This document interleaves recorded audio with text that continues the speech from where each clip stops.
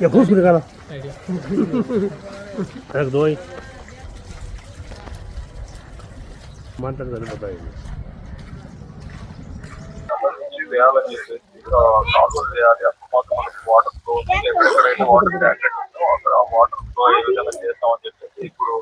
అందరూ ఎస్టిమేషన్ వేస్తున్నారు. ఇప్పుడు కాలువలు వేయడానికి దాదాపు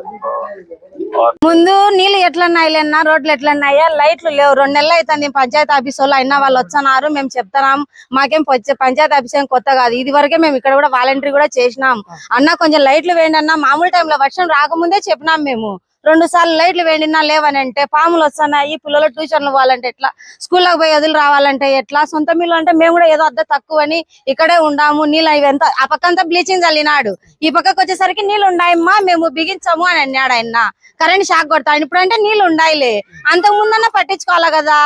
ఎంతో మంది వస్తున్నారు ఎంతో మంది పోతున్నారు ఎంతో మంది చూస్తున్నారు ఆ వీధి లైట్లు అయితే ఉరివే పట్టించుకోవాలన్నా మెయిన్ అది నీళ్ళ గురించి అంటే కొంచెం ఇబ్బంది ఓకేలే లైట్ లేకపోతే ఎంత ఇబ్బంది అనుకున్నా ఆరైతే అడవులలో సంసారం చేసినట్లుంది మేమైతే